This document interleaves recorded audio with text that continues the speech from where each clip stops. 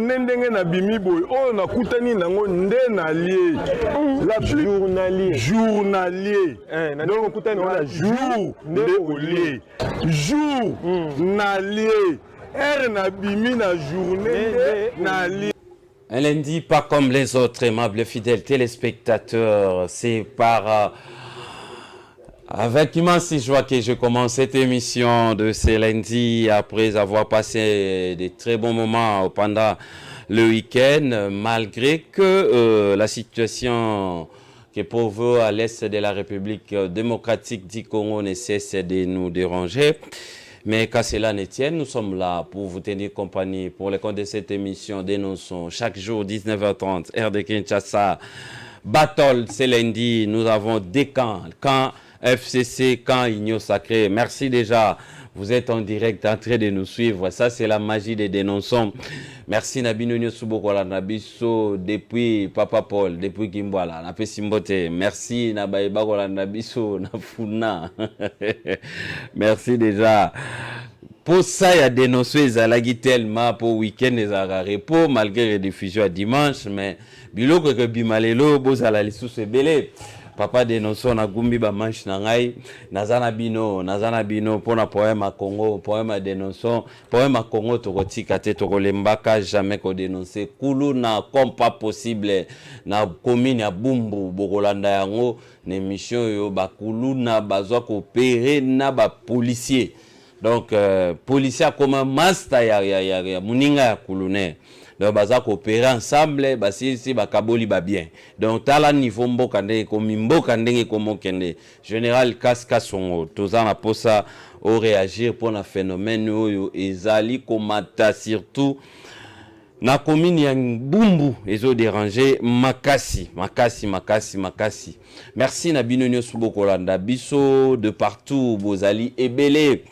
Maître Guillaume Ndakaïche, un habitué de cette émission, Maître Samuel Kanza, cadre à FDCA, Maître Guillaume Ndakaïche, Azali, Moko ya Union, ya FCC, côté Union Sacré, Maître Samuel Kanza, une première dans cette émission. Notre invité de ces jours, nos invités de ces jours, nous allons réfléchir ensemble tout au long de cette émission. Un sujet doit être développé. Comment résoudre le problème de sécurité dans l'Est de la République démocratique du Congo? Maître Samuel Kanza, bonsoir. Bonsoir Yangan de Dénonçant. Merci beaucoup. Parce que Yomoro déjà des abosso tambo la zanzela. Somi bengi Dénonçant Samuel quand mi bengi Dénonçant bako betata mabama. Très bien. Vraiment vous faites un bon travail. Merci. Voyons nous vous suivons. Oui. Même à tas de loin et je suis très heureux d'être en face d'un confrère que je connais de loin. Déjà je sais qu'aujourd'hui nous allons parler République avec des vérités pour résoudre la situation parce que nonobstant que Baza peut impliquer dans ma moussouche, on va y revenir. Ah. Hein? Donc, tout ça. Baza impliqué dans ma moussouche. Mais gloire, nous sommes en train de faire les directs, monsieur. Donc, nous sommes en direct. Donc, on va dire aussi certaines choses qui sont déjà connues, des choses secrètes, pour aider l'opinion et pour résoudre le problème. Parce que nous sommes là pour résoudre le problème. Comment résoudre le problème? Nous devons aussi connaître Makambo et Salamaki. Pour la vacuum, on peut continuer ensuite. Donc, c'est un peu ça. Téléspectateurs, nous sommes besoin d'adaptation à Tango. Très bien, il s'appelle Maître Samuel Kanza Ozali, à Union Sacré, FDCA, mais particulièrement Ozali na parti politique nini. Parce que FDCA, Ngombo, ils ont regroupé ba parti politique et belé. Mais Yosko Ozali na parti politique nini. Ozali na parti ACRP, il y a Kiziami na Kibila Jonskar. Ozali Mokonzi Nango depuis 2011. Oui. On a déjà parti en 2020 et par là nous sommes reconnus comme cadre et nous assurons même de manière officieuse ma fonction à CG. C'est alors que nous évoluons au sein de l'AFDC et à l'Est, alors que nous sommes confirmés comme communicateurs pour en fait faire avancer l'œuvre du peuple congolais parce que comme nous sommes là parti il y a moins Mboka Kiziamina Kibila le pasteur il y a FDC, au moins même la sortie médiatique, tout est clair. Nous sommes là, nous gardons notre manière de faire avec notre idéologie socialiste. On a été résoudre un peu problème au état social. Nous sommes à l'Union Sacrée, nous savons qu'il y a des domaines où il y a des réussites, et il y a le domaine où ils ont carrément mis dans le couvent, qui est le domaine social. Ça, la dénonçons. Nous sommes en train d'y travailler, nous apportons nos idées pour que nous puissions élaguer directement la situation. Ils aillent à Mondé, très bien, merci beaucoup d'être parmi nous ce soir. Merci beaucoup, maître Samuel Kanza. Lelo toko bozale belé bateau bino moyo kaka bateau bino bateau dénonçant bande konanga to présenter na bino émission o boloba ba bomamboka bango yonde na bango ba maître bango ne ba bomamboka bino mbolo bango ngaite bino nde mutumbolo bango. Maître Guillaume Ndakaishi, bonsoir maître. Bonsoir Ndeko Landry. Ah, maître, ça va? Moi, je suis vous avez l'immense joie. J'ai immense tristesse. Comme on a dit, Mboka ils ont kufa. Comme on a dit, Congolais ils ont kufa chaque jour dans l'Est. Protection isati. Pourquoi? Parce que à la haute hiérarchie du pays, il n'y a pas de manière de faire pour protéger Bango. Il y a un immense joie isati. Et que ça a tamukete n'engaza, et que ça a tamukete. Maître Guillaume Ndakaishi. N'engaza oki ndeko azolo ba keno ezana bango bazaki impliqué bon na Hollande mala mutam sokolo ba bana bazaki impliqué. Mengana ebi mentor na aza pasteur nazo kama ndinga côté politique hein. On sur côté politique faut tika Bible. Ko sangisa bilo mbaleti. Ah, so la politique, au tiki Bible. So la Bible, so qui mutatangi politique à kosala mawa. Nazara mawa makas. Parce que chaque jour nazo kandenge ba FADC, bazo bunda, parfois bazo zanga biloko akolia, nazaki kutu. Et reste bango to lobela makambaram, bazaki kutu na problème mais unité bazo la bango na ram. Mais zamawa za passe mingi. Mais na yebi ke to continuer à bitumba de façon que Congo est un dénominateur commun. Biso ba Congolais de père et de mère. Ve singi. Quand on a la caillou dans le bakeno voilà.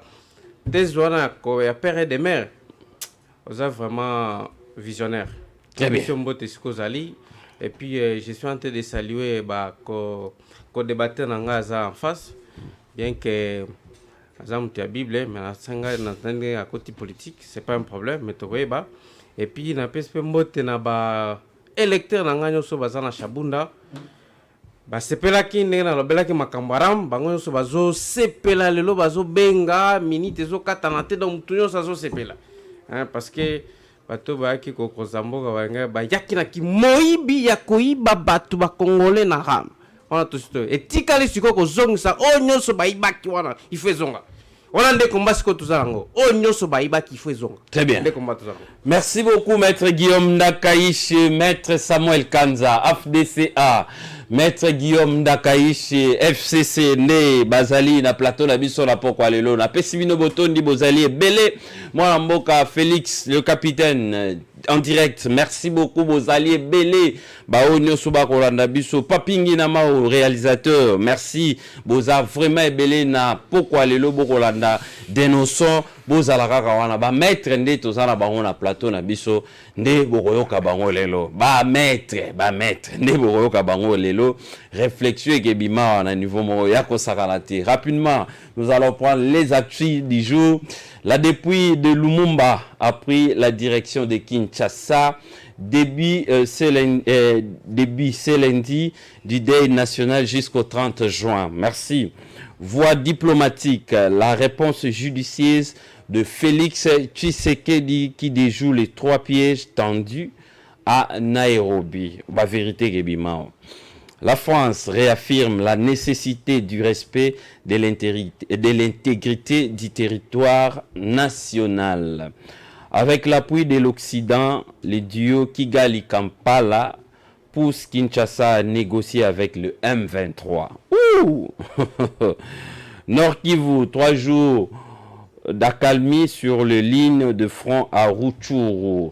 Crise dans l'Est. La société civile appelle aux sanctions contre le Rwanda. Une liste de 27 députés nationaux impliqués dans le massacre à l'est du pays transmise au procureur général. Enfin, le Vemboso, le président, a suivi une liste à Tini, député Nini Balakati.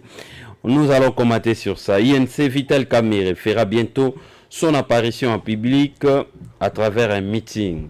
Sport pour Chité, Ligue nationale de football, Vecleba Renaissance par 3-1, Sangabalende domine IS Panda 2-0, Maniema Union et Lupopo se sont neutralisés par 1 but partout. Très bien, Maître Samuel Kanza, une liste de 27 députés nationaux impliqués dans le massacre à l'est du pays transmise au procureur général de la République. Boni, Oyambi Sango.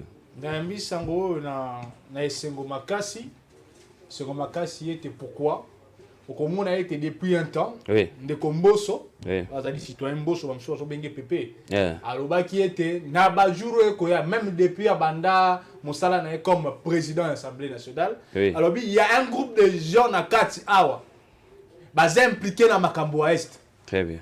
Tant aloba qui ango suscita qui même ba polémique entre ba journalistes. Est-ce que yende komboso alinga sala populisme te? Est-ce que yende komboso alinga sala ba jeune nda sala ngote yanga mobali nga boy na boy? Donc mutu na mutu ba ko réfléchir na ndenge na mais lelo yo tant to vandi na bandaku na beto talipe na etando ike message ebimi apesi liste. Bon, nonobstant que la liste n'est pas encore dévoilée comme telle, mais moi na ba o ezali ya mukiwana certainement il paraîtrait même que bato FCC belé baza cité. Ah, il paraîtrait même que bato FCC baza cité. Bato FCC. C'est à vérifier, j'ai dit il paraîtrait même. Très bien, ngala tuni. Déjà partant de ça. Oui. Et belé faut pas kangam. Pourquoi? Oui. Même dans Makambo et Tali Est, nonobstant que ça sujet pénal te to po na ozonge lango. Na ko détaillé depuis 1996. Si les loyo. Oui. Bakor ni le bomembo ko mona ke bakor na même Félix Tshisekedi a bato azalité. Ezali kaka bato akabila na bato akabila na bato akabila. Bato basasi mboka o na ba muzito na kati. O bato azonga ba loba ba koma bloga ba santu. Ba halina ba compte à rendre. Ce que ça ko tia bango devant justice te, il faut ba ya ba pesa biso ba yebisa biso pourquoi ba signaka ba kor wana. Ni netindaka bango pour ba infiltration to za nango lelo. Tina au niveau exact faut bloquer bazar dans nous vivants. Exact le quoi histoire Lumumba ou Lumumba faut que le milino Lumumba pour to attester. Non, il y a le bato wana bazali bazana ba minu na bango bazana bo moto na bango. Faut ba yebisa biso soki ba corona ba signaka pour nini. Est-ce que ba tiraka bango ba arme à la table? Nous allons revenir sur ça aussi pour étayer et pour résoudre la situation. Très bien, Maître Guillaume Dakaïche, même question. Liste Bimi, il semblerait que na ngakuto nazomona Guimoro kuna na bandakaishe na kati na liste o ngala mona kibo. Le roi na ba certitude te par rapport à liste wana. Est-ce que yoza na kati te pour à peine yoki il semblerait que bato FCC baza na kati. Bon. Ndeko nakasi tango banda ko présenter biso loba ki lelo eza ba vérité ba maître. Oui. Naibi que ko débattre na za maître na zoloba, je crois zo comprendre ni nelingelo ba pour ko za la maître. Très bien. Bon, et puis professionnalisme esenga keno tango likambo ebimi olobelango na professionnalisme.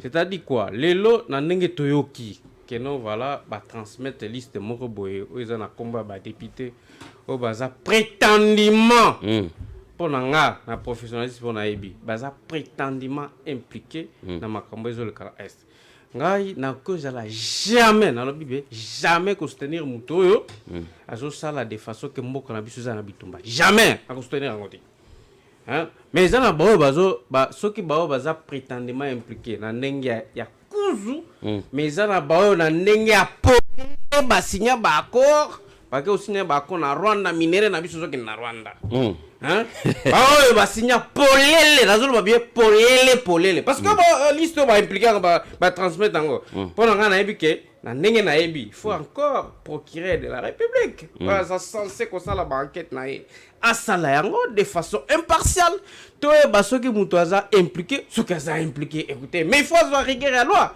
Mais encore, il faut encore se poser la question par rapport à la justice. Il y a encore à boire et à manger. Mais on a colobé, ils ont un signé d'accord pour les. Quand tout d'un coup, tout parlement, parce que d'abord, la vie de Zoro, voilà, tant que Bolingi Bossa la signé d'accord, non, il faut que tout le peuple. Le peuple est représenté par le parlement. Et bah signé d'accord polele, oye bani na mokili mobimba na monde mobimba, que non, bah minéré na biso zo qui na Rwanda. Hein? Na kolinga pe procureur de la République que a la plénitude des actions, n'est-ce pas, ayeba pe kolandela bakoro wana na ndenge nini minere na biso ezota na sakima na kalima kona kotenga na yebi ezokende na Rwanda wana kozala penza malamu mingi. Très bien, merci beaucoup Maître Guillaume Dakaishi, cadre ya FCC, Maître Samuel Kanza moko ya Union Sacrée, AFDCA, parti cher ya zalina parti cher ya Pasteur Kiziamina Kibila nde tozo solo na bango na pokwa lelo, comment faire pour résoudre le problème d'insécurité dans l'est de la République démocratique du Congo. Tozo réfléchir mon ngongo makasi 089 73 88 067. Tinda message na yo par rapport à thématique, poser question na yo par rapport à nyo surtout aux oyoka na pokwa lelo. On entame déjà le sujet du jour. Mwalamboka Samuel Kanza, maître. Yo zali bino mutu boko kamba lelo situation oyo ekoleka na ndenge bino boko kamba mboka. Tozali na posa to eba ba vérité. Opesa biso ba éclaircissement par rapport à la situation oyo. Pona to beta lisolo ya comment résoudre. Nini nanu to bandela nanu to banana nanu maladie oyo. Ndenge yo moko lobi ko détailler yango na mulai mwakasi te. Ti kino lelo banani bazali impliqué selon l'histoire. Merci beaucoup na mutuna oyo na kokeni mbala moko. Très bien. Okolanda na so ken analyse comparative. Oui. Oyo l'histoire. Oui. Avant 1996. Si okiti même 1960. Okomona situation ya insécurité autoali nango na est lelo. Oui. Et tikala kozala tende o ezali. Très bien. Mais ce qu'on parle de 1996, Tilelo, nous comme en réalité, il y a bakoro na kotanga.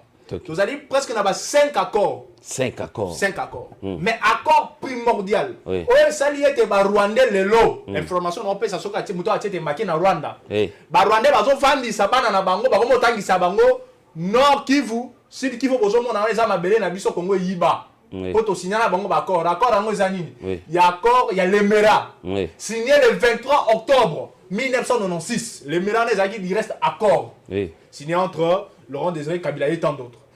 Article 4 d'Ango, 300 km de nos terres devaient revenir à nos voisins. Burundi, Ouganda et tant d'autres. Alors, Laurent Désiré Kabila, tant je ne peux trahir le peuple congolais. Il y a un discours n'est jamais trahi. N'est jamais. Allez, ndaye ko benga moi ba tuti wana.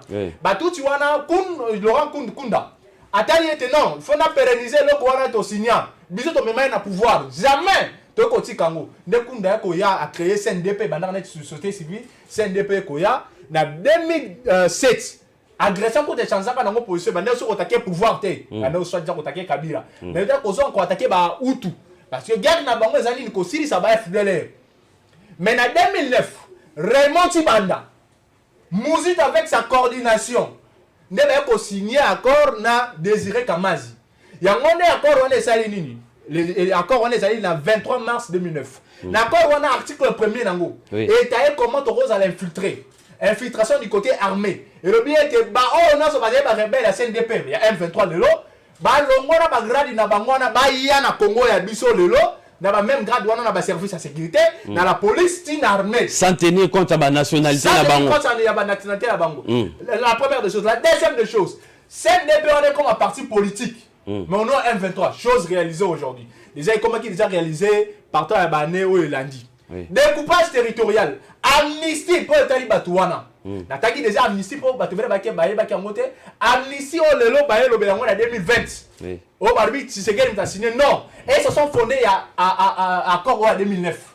En 2012, il y a une exécution partielle. Il y a découpage territorial par l'avènement à 26 provinces. Il y a 11 comme à la 26. Dans le commis, exécution partielle, il y a encore on est Salamaki. Mais quand il y a un non, non. Tu commis na soukate. D'où il y a une force de Makasi. Joseph Kabila a accueilli Kosolona Ndekounae Kagame. Moi, je suis compromis que na fin 2012, il ne faut pas éradiquer la situation. Il y a un moment offensif. Il y a entre guillemets, en 2013, il savait que Bengani, Bataille 23, mais accord il y a un héros bien que ça, même 2013. Bengani, 23 na fin, Mais au début, accord en Nairobi. Accord en Nairobi, il s'est basé uniquement sur l'accord de 2009, l'exécution. Pourquoi? Au Rwanda, une suite logique, il y a 3 accords Rwanda et c'est fondé sur l'accord de l'Émirat. Parce que ce sont les terres qu'ils réclament. Même l'accord en 2009, et précisé que l'accord Rwanda, parti au Italie Est Rwanda, il faut bâtir une zone de sinistrés. Des zones de sinistrés, qui sont ces sinistrés-là? Ce sont les Tutsis que Laurent Désiré Kabila a bengana ki bango.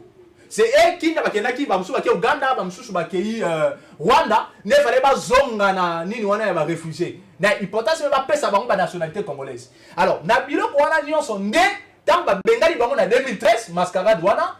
Ba to wana ba kei wapi ba ke ko bomba na 2 places. OK. Na Rwanda, na Uganda. Très bien. Tant ba bomba na Rwanda na Uganda ba ni ba négociation. Imagine de ba to balobaka ba FCC balobaka. Oh non, to bomba to silisa guerre na Est na 2013. Fantaisie. Oui. Pourquoi? Ceux qui ont aussi sa guerre, comment est-ce que maintenant aussi sa guerre au bêta bango bango moyen sa négociation na yo? Oui. Ngam na lobi angote. Les majors ngoma M23 porte parole M23. Alors oui to banda ba ko sa la négociation na ba pouvoir en place depuis 2013 jusqu'à ce jour. Yango wana tant que ko en 2020. Toujours na ba négociation na le fait général Delphin Kayimbi na ba to mususu. Basala ka te ba ke ko tina man délégation ko sur na Rwanda pour na botala comment on peut éradiquer cette situation. Mais en ne signant pas des accords, mais en voulant avoir un compromis. Nous, on a Souka, il y a eu une feuille de route. Feuille de route pour l'accès. Comment est-ce qu'on peut procéder à éradiquer cette situation? La présidence de la République actuelle, oui. Voyant ma raison est claire que souveraineté en Moka, parti terre, Bisso, ma belle, non! Jamais donc accepter Biloko. Il y a un monument fait des routes, on est jamais qu'on va l'appliquer. On va aller au commun, on partout. Oui. Mais seulement, toujours en 2023, tant qu'on montre que la situation les a balayées, on ne pouvait plus en revenir, mais on pouvait aller dans la diplomatie. Net Tshisekedi a signé accord, il y a gouvernement congolais, na Rwanda, il y a eu un protocole d'accord au place, dans une de Konanga rectifié Mbalamoko. Protocole d'accord entre les entreprises Sakima. Aux alliés en Maniama, mes amis na nini, na Diter Erdini ya Rwanda. Oui. Accord on les akinin. Les alliés ko zwa wolo ko raffiner ngo na côté quand même.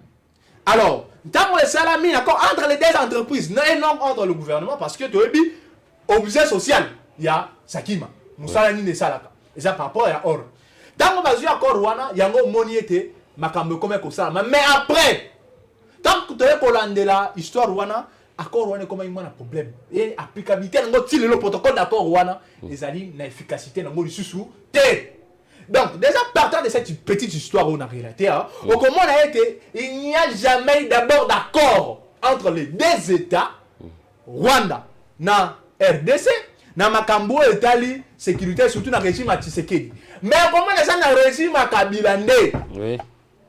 Na bato na tangi ba pesa bisa te explication na ko senga bango te explication attendez là nazo ka Muzito azo proposer mur mais Muzito toi qui avais la coordination la direction en 2009 comme premier ministre vraiment tu bandaki a signé accord pourquoi pas déclarer qui guerre ou ba to c'est la guerre parce que bango bazo nga bater mais on s'est dit 10 ans après parce que Moïse a presque dans 2019 au moins que je m'abisse tout ça la guerre na Rwanda. Pourquoi c'est là qui t'a embêté parce qu'il y a une situation. Il y a un bossé on n'a pas besoin d'information. Pourquoi parce qu'il y a un accord parce que on a tenu na ça une mission na perfect na bani mususu et quand nous savons mi bato. Bien tala on est ba teka mboka ba bango. Mais ezaki yemo compété. Ezaki na bato ba Raymond Chibanda, ezaki na Kabili Mobimba, ezaki na bato bazaki na gestion mboka. Sur la coordination il y a président il y a sénateur à vie. Sénateur à vie. Vous comprenez? Et tozali na bazali na ndeko biso. To ali na mabe contre bango te. Tozaka na poser ata explication ya pamba. Ba pesa ka non explication. Ata explication. Mais accord wana muta sinya wa kufa te. Eza lokola papa akufa makamususu papa atikela bino akufa. Ya Laurent Désiré Kabila kufa. Ya Laurent batakufa. Mais signature accord na lelo comment on a été nani Kagame na kotangisa na bibia oko vérifier journaliste na c'est bela na poser une investigation maka vérifier na Rwanda lelo na comment tangisa bana na bango ke non Kivu bozomona wana eza ya biso et entre parenthèses ils ont raison parce que tant habite 30 km de terre na bani on a vérifié au comment on a été Nord Kivu Sud Kivu ezali wana donc en grosso modo wana ça déjà parti au total et lingo là ça le vrai problème que nous avons très bien le vrai problème tozali eza accord wana suspension des salami eza décision moko na koloba salvatrice mais partielle.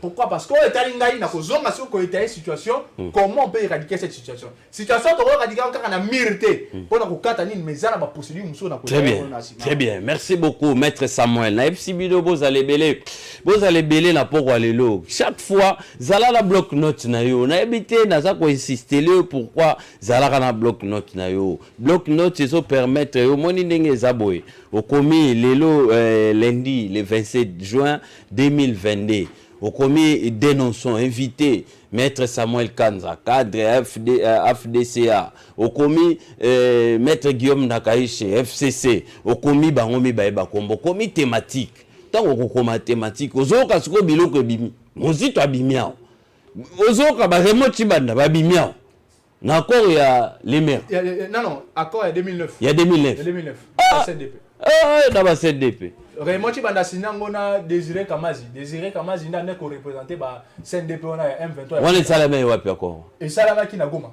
na hôtel pe du na hôtel ga dans le mera hôtel donc ton moni maintenant situation diabolique ya très bien. Hôtel, très bien. Maître Guillaume Nakaïche, 2009, Mousito Premier ministre, 2009, Biloko, Maître Samuel Abimisia, Joseph Kabila, Yende, président de la République, Ayokotika, et bon, on a 2017, Ayokotika Nae. Mais mon amboka Samuel Biloko abimisi pour toujours bimisa lelo ba fléau ba mabeo nyoso to ezosala ke parti est ezala na kimiate donc bino au moins lelo onde balobara président Tshisekedi aye ko lata ber ya makasio alati ezali ya gestion na bino ya lolenge ni kani bo kokaki ko gérer ko négocier ba accord wana te bozo ndima ko signer mwana mboka moti ba réalité nyoso to mettre Samuel lelo pe ko lobana avec élégance peuple bolimbisa biso mais tala pe olingo beta biso suka dio chamoro ya accord mettre Samuel sous salongolia donc ezaka ba biloko bino bo mesa na onenge bozali ko gérer mboka to ozana biloko mususu ko dénoncer o lelo et salami peut-être bazolinga ba flouer yango bala tsango bino toke mettre Guillaume de Colandry merci na ndenge opesinga maloba yobi na linga mingi parce que baka opesi moninga maloba opesi pe moninga de façon que clarté bima très bien aboni tango tolobaka il faut koyeba histoire ya mboka. D'abord il faut koyeba histoire ya mboka avoloba ba accord avoloba isalaba kiboye isalaba kina contexte nini donc il faut koyeba histoire ya mboka na histoire na mboka na biso na 1800 à l'époque oyo bazo sala nani partage ya Afrique oyebi ke Congo na biso bando bengango Congo Rwanda Burundi c'est-à-dire na Burundi na Rwanda ezalaki nyonso Congo parce que dans kia wande kwa solo bakeno na Rwanda ou bien na Burundi bazotangisa Goma na suki na Bukavu et comme parti à Rwanda non ça c'est faux archi faux parce que histoire na biso histoire ya mboka na biso ezola kisakeno Congo eloka makasi on a benga dénominateur commun oui babando bengango Congo Rwanda Burundi c'est-à-dire na Burundi na Rwanda ezaki annexé na Congo c'est après ndio yaki komona bakati Rwanda est comme pays à part Burundi est comme pays à part et pourquoi pas ba pays mususu eza pembeni wana c'est-à-dire c'est censé même klobakeno oyo babande ko benga nani Congo Burundi Rwanda Burundi et bimasko et badasko ko benga keno voilà nani Rwanda Congo ça ne peut même pas se comprendre sur l'histoire ça ne peut même pas se comprendre et donc tout ce qu'il est en train de dire là, que non, voilà, c'est ce qui est en train d'être fait d'un côté, alors ça c'est faux. Je ne pense même pas que c'est là. Moi j'ai l'avantage d'aller au Rwanda, j'ai déjà été à Kiseni, j'ai déjà été à chose... mais maître Guillaume, ce qui est affrété, mais pour l'année, maintenant, parce qu'à l'obéli makamba bako, et bien, ce qui est bien, au moins de bako, tant que bako, nous sommes entre État. Ezaka ba intérêt d'Oyelandamaka entre État na État. Ce sont les intérêts qui priment. Très bien. Dans les États, on ne se donne pas des cadeaux, ce sont les intérêts. Dans le cas où accord à l'émira, il y a Musée Laurent Désiré Kabila. Parce qu'il faut tout le bélango. Il faut tout éclaircir dans le contexte ni accord en Israël. Parce qu'à chaque fois, dans le Kulutu Nanga, papa, professeur Kalé, la Lobelakango, chaque fois, c'est ça, tout ça. Il faut qu'on ait dans quel contexte cet accord était signé. Qu'est-ce qu'il fallait faire pour, n'est-ce pas, atteindre tel objectif? Musée Laurent Désiré Kabila, Amoni, à l'époque de Mobutu, règne à 30 ans, toujours dictature. Je dis non, Ngai naza démocrate. Il faut na libérer Mboka na Ngai na kotikango jamais toujours na dictature. Et c'est comme ça que Mobali wana a joué courage.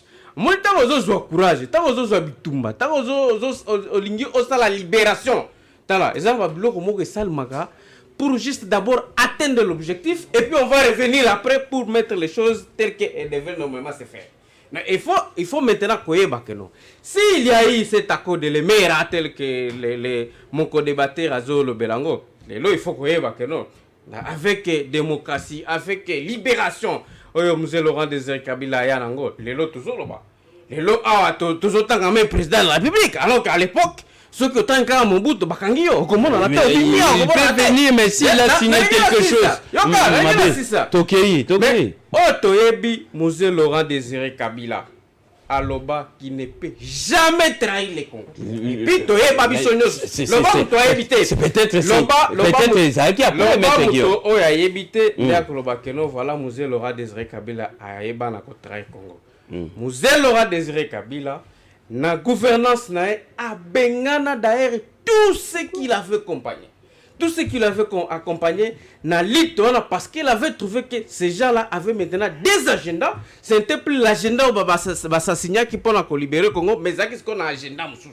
Il y a un qui a joué une décision courageuse. Il y a tout ce qui était étranger dans le cannabis. Et ça facilite que la décision. Après avoir compris qu'il avait mal négocié, là il faut reconnaître. Mais oui. Tango basala kabako batala kaba intérêt. Okotala siko intérêt ni mboka na yo ekozwa na accord wana. Bazane tio bako tozo na koma na bako parce que ndeko na ngai wa kina ko etala ngona zo lakisa dabo histoire ya mboka bako wana na ndenge avantage ya accord wana na désavantage. Il faut ko yebango parce que eloko nyo suzaka na avantage na ngona désavantage. Même me ko lia. Okiolia pe boye olie avantage na ngo que no vala ko za makasi mais so lie belé. Alors, c'est-à-dire quoi? Naba accord wana oye salima wana accord ya Musée Laurent Désiré Kabila. O tozo saluer lelo mboka na biso comme la démocratie, to comme na tozaka na ba franc congolais, un franc na biso zaka na valeur ya $1. O to viva Musée Laurent Désiré Kabila tango akoti na gestion na ye a bengani tout ce qui était étranger et Moutounio, ce Congolais, nous a histoire. Il y a très bien, on avance. Maintenant, maintenant, tous ceux qui ont accord, moi j'ai toujours fait. Il faut que ça la militer. Namboka ngala bakaboyi, namboka oyo. Congo na biso na étape tozali. Motako diriger Congo. Il faut azala soit azala militaire, soit Moutou a escaladé, donc a sali ba grade nyoso ya fonction ya nani ya administration publique. Ne moutou ko diriger Congo. Mais ceux qui non voilà otika ceux qui wapi na nani na bossa ni komba nani amboka na o to benga mashima menu. Alors otika kuna oye kaka kino voilà wana ko diriger wana ko kati wana zomona mboka na biso ezo avancer ti maintenant militaire à gérer Gimboko bien wana na zolo ba tozana carte nationale tozali la ba chiluba Kongo Kiswahili na kinana na mais c'est la la chiluba marche mamu meno très bien problème la chiluba alors c'est c'est-à-dire très bien na ndenge to komi lelo na zolo ba boy militaire à gérer militaire il faut tozana oza militaire ou bien ayebi a lekana na ba garde notre administration tozana militaire Joseph Kabila papa obi mwana mobali wana nga na talaka ye certes na kelo bateke no aza na 100% na 100% bien non aza na ba défaut na ye aza pe na ba qualité na mais so na telle ba qualité na ça les balance ba qualité na ba défaut en tout cas à 85% faut reconnaître ba qualité na ba qualité quand to koti na nani parce que moka na biso eza Kabila moto bandolo ba keno voilà les lots Monisco na il faut kende ti le longa na lobeka keno voilà Monisco au communauté nationale et communauté internationale et tindi la biso Monisco eza à la base de beaucoup de choses ce qui va yeba il faut ba yeba Monisco to zanango ti le lo elinga ko kende te c'est chaque jour to se renouveler oh il faut ba yeba ba kongomano bazolanda nga ba yeba to zana ba complice o balingaka mboka na biso itikama o balingaka mboka na biso eza toujours na bituma ba complice bazali na kati ya mboka wana bazali maintenant qu'est-ce qu'il faut faire nde mutuno bazoto eza tekelo kotaka ba accord ba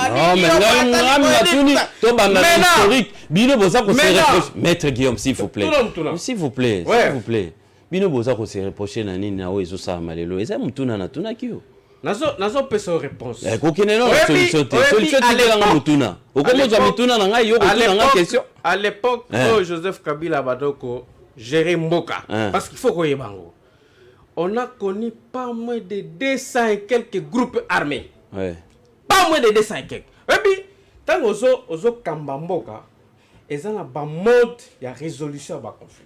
Il faut qu'on y ait bango. Et voilà, qu'on y ait bango, non, ça veut dire il faut qu'on tango, il faut qu'on y ait badini, ils ont un étape moko le cas, que non expérience moko, il faut y ait bango. Alors, Joseph Kabila avec son expérience qu'il avait, avec tout ce qu'il connaissait, à un moment donné, il s'était dit, il fallait faire des accords. Accords de paix. Accords qui permettent que nos makila et tangali sous-souté, wapi, na nord Kivu, na sud Kivu. Et tous ces accords-là ont donné les fruits. Fruits à Kosala Nini, parce que, ce que tu s'est rappelé, en 2016, il fallait organiser l'élection. Ni ne salara qui n'ont organisé l'élection. Bamsou balobaka, oh, volonté politique, ils allaient quitter, oh, boya boya. Mais oh, et boya qui que n'ont organisé l'élection en 2016, ils allaient qui bitumba, oh, et bima qui n'a côté à nord Kivu. Tout le monde qui n'est M23 et Kosalini et ko envahir Mboka na biso. Et puis, en tant que chef, Oyo Ayebi, il faut défendre le peuple nae. Il s'était dit non, on ne peut pas organiser les élections na ba modèle Oyo na ndenge moko na biso eza envoyé. Il a fallu soit utiliser la diplomatie, soit faire la guerre. Vous comprenez? Soit utiliser la diplomatie, soit faire la guerre. Et Joseph Kabila, il était sur tous les défauts pour rétablir uniquement la paix. Parce que pour naïe, paix et bande de Kanyosu.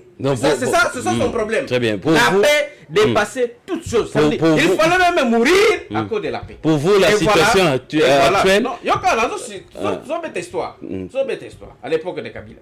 C'est-à-dire, il a fallu qu'il fasse les deux modes de résolution des conflits pour rétablir la paix. Et naïe que, histoire à Congo, c'est vrai, paix en 100%, et c'est là qui vraiment était. Mais dans le groupe armé, Joseph Kabila a laissé des quoi dans les 3 ou 4 groupes armés, si je ne m'abuse pas. A organisé l'élection parce que place le groupe armé, moi-même, ma matériel a signé et les Kakozalati. Ce qui fait que si on organisait même les élections en 2018, c'est-à-dire sur toute l'étendue de la République, c'est-à-dire il faut reconnaître la situation actuelle du pays, la situation actuelle sur le plan et à paix et Zalaki stable. La situation maintenant, actuelle du pays. À ce jour, à ce jour, photo le à ce jour, papa, est-ce que toki obosana keno na mboka oyo toti kosigner accord na Rwanda ba militaire rwandais bakoti na mboka na biso ya Rwanda ba militaire bakoti wana isaini est-ce que tobosana yango keno mboka na biso esalaki accord na Uganda pe ba militaire ugandais bakoti na mboka na biso ya ba ugandais ne sinyama okomituna ndenge nini keno bitumba ou bien insécurité ezouta wapi yango nazobisa keno ba ennemi ya mboka oyo bazali bazape musika te tangu batu bazo signer accord na mboka accord militaire nombre ba militaire bakotaki na mboka na biso te ebanti nombre ba militaire rwandais o bakoti na mboka to evite nani a signé accord wana nombre ba ugandais ba militaire ugandais o bakoti na mboka na biso nombre ebanti et puis to ebina nute ba militaire wana ba rwandais na ba ugandais to ebite jour ba kobimaka accord les autres bangoti que donc voilà toyebi ka jour bakoti mais jour bakobima toyebi angoti nombre kutu toyebi angoti na ndenge basokota toyebi te siko ozotuna ke no ndenge nini insécurité kozala maître Guillaume tuna mutuna ezo pesa ngande kanda ko so kanda te mais pesa ngande kanda parce que amone mbogo zo kanda ngai naza congolais naza mboka musuti za ba musuba za ndela yo kanga na ibisa na tuna yo zo beta yo te Rwanda za problème te ngape na kenda formation na Rwanda eza problème te eza problème te eza problème te so tabula kate zayo ngana tabula maître Guillaume maître Guillaume Dakaïchi tuna mtezo pesa kaka baba saba ko ba ozoloba makambo bakor ozozwa kanda pona nini tango brassage esalami bino combien de militaires bokotisa ba Rwandais na ba Ugandais na ba Burundais bokomisa ba officier et puis bavandara ba séjour na est lelo bopesa mboka république listing ya bato wana nyo surtout bakota na période wana pona ni bobimisa bango te ndeko landri oui na sepe na mutuna na yo OK merci aibe mutuna na yo elinge défendre que no voilà lingi na défendre te za mutuna ngai na zotuna yo pesa ngana zo ya no la pesa makanisi kasi zo yo défendre ni ngana zo tika ya no la mais kolati sanga te tika ngana ya no la yo tuni mutuna keno ba brassage ba mixage salement et que il paraîtrait na ba brassage na ba mixage ba militaire et il paraîtrait zala bongo selon nga ndenge nini ngana ndenge na yebi na ndenge nga na yebi oui exact no ba groupe armé oyo bandako sala na est ba Bukavu ba Nord Kivu ba c'est des groupes armés congolais maître Guillaume maintenant ba groupe armé wala na diplomatie na tu connais ce que non na diplomatie Joseph Kabila zaki nango d'abord il fallait qu'on le capé mais mon aki babanda ça la brassage na ba mixage maintenant s'il peut y avoir effectivement que non na ba brassage ou na ba mixage et ça qui na ba étranger ça je ne peux que dénoncer mais pour moi je n'ai pas de preuves il y a que non voilà na ba brassage na ba mixage et ça qui na ba militaire rwandais na ba militaire ougandais voilà na ça preuve nango mais preuve ezali exact preuve eza tangible ya kolukate parce que na wana tango mususu moko to mibale bakokota na camouflage eza sûr c'est possible parce que mutu akokota pe dans le bien za congolais mais akoti na camouflage mais toyebi accord eza polele ba mete rwandais ba mais wana boyebi effectif yo ba ye effectif yo ka biso effectif eza combien naza tuna kuti mtu enyo sake ayebisanga effectif ya ba militaire rwandais bakotaki officiellement Uganda ayebisanga effectif officiel ya ba ugandais bakotaki très bien et puis ayebisanga bakobima jour nini très bien merci maître ayebisanga bakobima jour merci maître kaka ba militaire wana nde bazosala insécurité na mboka maître Samuel nayoki olobi makambo brassage mais nani maître Guillaume Dakaïchi ni yango alobi ete brassage ba groupe rebelle ezali beaucoup plus ba congolais à l'époque bango bazali ko gérer mboka bazali beaucoup plus ba congolais nde bazalaki yango wana bango bamona ke bakotsa bango na armée ezali ba étranger te mais selon des rapports oyo ngana à ma possession bako déterminer na brassage wana ba tala kutu be kolo abatu te mna ba élément oyo alobi ezali bino nde mutu bozali na base ya instabilité lelo parce que bokotsa ba Rwandais bokoti ba Ugandais kuna oyo tout effectif bozo maîtriser te vous avez quelques minutes. Merci beaucoup. Na sepeli parce que toi on a dénoncé. Donc on dénoncer surtout ce que zara na mabe. Très bien. To dénoncer ça na libunga. To zongi sur to dénoncer. Côté histoire, nazonga moi histoire na wakinde walobia wa biso na Rwanda, Burundi to zaka ensemble. Alors, il histoire, mais apparemment, il y a une histoire. 1900 déjà 1. Na bani Yolandi. Ba pays aux Aïnés du Empire. Zaki na bitumba makasi. Na bitumba wana. Congo ya biso. Zaki à part entière. Intervenant pour na reconquérir. Na ba force. Ya ba allemand, na ba misusu. Ba terre misusu. Parce que zaki na ba corps. Ne yango wana. Toaka ko sangana. Na Rwanda. Urundi. Pas Burundi. Urundi. Zaka Urundi. Na Uganda. Oto adi nango lelo. To sangana ka to zalaka na bangote. Histoire. Ndeko sangana wana après il y a une scission. Bavure à liboso. Pour na koloba ete ezaki na contexte wana ndé lelo to salina bango ba pour na idée na ye ndé biso na ba Rwandais to za ba ndeko. Ndé ye pour na ifo ba Rwandais na banani ba yawa. Ota la réflexion. On a idée na ye. Idée na ye. La dimisa ngo. Yenda za na posa to katela bango pa. Ne jamais trahir le Congo et quand. Ne jamais trahir le Congo et déjà signature d'accord exécution au jour pouvoir. Tangela na oui article ozali na corps à l'Emera place intérêt mboka ezali mais ngana la place intérêt mboka ezate. La première des choses article 2. Et le minini le sol et le sous-sol congolais appartient à l'AFDEL. AFDEL est état congolais. Wa biloko yazo kumisa. Maître Guillaume komaka. Nous sommes dans le connaissons précède le panafricanisme. AFDEL, on parle de l'AFDEL. On parle pas de la République démocratique du Congo. Si on y a la place Laurent Désiré Kabila, on va pas mboka Congo. Tu as l'équipe en accession au pouvoir. Donc, Bakoro a une accession au pouvoir. Accession au pouvoir, il n'y en a rien. Qualité à Kabila, oui. La qualité à Kabila, on a fait silence. Les restes, les Arabes au Kabamboka. Kabila, qualité n'a bien Zara pour le battre. Qui m'y a mais là, Akarabi Beboune. Mais alors, rien du tout. Le pacificateur. Ça n'a pas monté. Encore mode de résolution en conflit. On a pas mode de résolution en conflit. Mais quand on revient, ou soit on veut pacifier une partie de l'État, il faut voir les intérêts de la communauté. Pourquoi? Parce que quand vous gérez la cité non pas seulement en temps de Rosala. Et ça, bateau va après, va se référer à parce que continuité, penser la continuité était là. Très bien. Alors, tant qu'on a encore les amis, bino bozo ko kaba, boken a brassage, mixage, sur base il y a accord entre le gouvernement, non pas comme individu, hein. Histoire d'échanger AFDEL, et comme entre gouvernement et le groupe armé, entre autres accord en 2009, c'était entre le gouvernement et le groupe armé. Il y a un moment comme ça le brassage. Ce qui est dans son guide. Mais dans groupe rebelle, c'est le Congolais, c'est le maître Guillaume Dakaïché. Papa, oui, toi on a des notions. Mais oui, des notions. Solo, Pena Bosembo. C'est un mensonge. Mensonge avec M majuscule. Mensonge. Il y a mon aide. Mensonge. Pena, on a un mensonge. L'autre, c'est un Samboka. Tu yebi batouana nyonso. Kunda. Batouana Kunda Congolais. Hein? Bosco Tangad. Bosco Tangad. Mais Guillaume, il faut répondre à Biloko. Maître Samuel,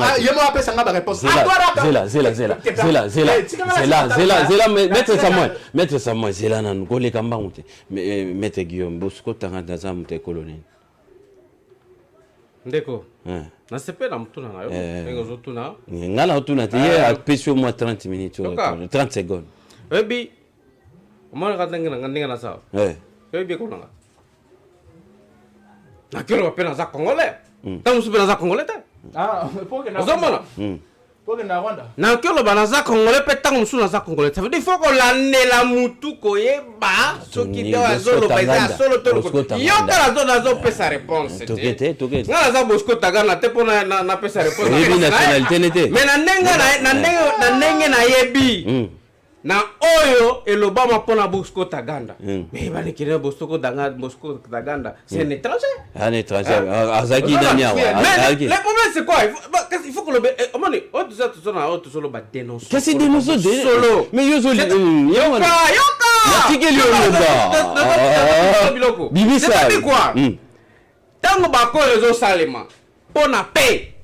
Muto akyo ya alobiton. Ngai naza Congolais. Vous vérifiez. Mutoye akolo bakeno jamais ko ka tekeno mutolobi ko ngana za Rwanda bien za étranger. Jamais. Très bien. D'ailleurs. Oui, puis que la Congo na biso tout ça ba parce que ba étranger ça ka teno ba Rwanda na ba Ougandais. Tout ça ba Belge, tout ça ba Français. Oui bien. C'est vrai que bango bazo sala mo buluté. Mais tout ça ba Français ba za na Congo. toza na français baza awa bazogere mpe mboka toza mpe na banani babelge baza baekole ebele eza awa mais oyo eza ya pasi eza nini c'est-à-dire baoyo baza babelge bacamerounais bikolo mosusu au moins bango bazosala mobulu te mais baza na kati ya mboka mais nga nakoki permettre jamais je dis bien jamais nakoki permettre jamais un étranger akota na mboka nanga aya kosala mobulu et à tout moment qu'il est déconné qu'il est connu que c'est un étranger il faut azonga na mboka. Très bien, merci maître Samuel Kanza. Kunda Batouare soka ya tina Congo lelo eza grâce à quoi la Lemera brassage mixage et tant d'autres. Bosco Tangana n'en parle pas. On connaissait leurs sources. Ils étaient au Yébo Kota pour moi tout non aux nationalités ni. Net au Yaninga no bon. Yébe Angabi à l'axis qui est biso peut redouter la nationalité. Tu redouter la nationalité mais tu reçons mais y a pas toi là. Maître Guillaume tu redouter là. Il est à moi lobby. J'ai à l'axis qui professionnalisme à droit comme un avocat il y a qu'on défendre les cas bateau pour Mboka. Ça j'ai aimé. Ça j'ai aimé. Très bien. Accord en Nairobi. Accord en Nairobi tout ce qu'on s'est trompé. À la Kisanga accord ezali entre le président Tshisekedi et groupe régional. Makambo yo lobi ya accord ya makambo raffinage wana ezali gouvernement. Les protocoles d'accord entre les entreprises. Les entreprises. Le bango na la bino basule label wana les compliqué biso batekaka ndunda biteku teku. Les compliqué biso makasi. C'est-à-dire quoi? Saki maïsa établissement public. OK? Oui. Étant l'établissement public, l'État a des parts dans la société. Alors, voyant que le président de la République n'aime pas nous mandataire, a joué un intermédiaire pour jouer même accord. Mais il y a aussi un accord des entreprises. Rwanda, pour ces accords entre États, Rwanda Kagame, ce n'est pas une entreprise, il y a Rwanda. Une entreprise rwandaise, mais c'est une entreprise privée. Mais rwandaise, à vérifier. Dites LTM, ce côté de vous vérifier. Donc, il n'y a même pas de liaison à l'État. Très bien, très bien. Mais à continuer, quand en Europe, il n'y a pas eu d'accord par rapport à un groupe régional. Non. Il y a un communiqué. Un communiqué pourquoi? Parce que, na adhésion à la communauté des États d'Afrique de l'Est, que moi je désapprouve, je n'aime pas trop, ok? Parce que j'ai mis ces voisins-là, ces voisins-là. Comment adhésion, ok, Koko, Tissamboka, n'a pas pays où ça a été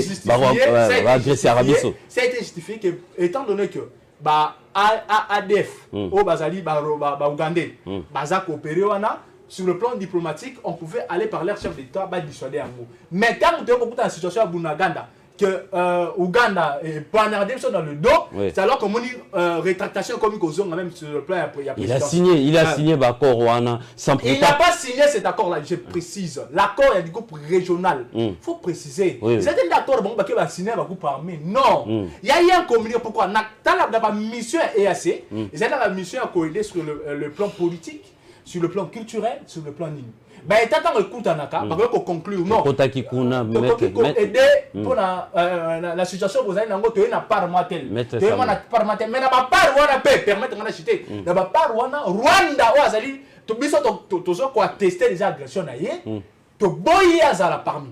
Très bien, maître. Et si le déploiement à force on a des salami. Maître ça. Sur vos informations peut s'engager. Maître ça. To koti EAC wana, to koti EAC wana, to sin donc to koti kuna. Oui.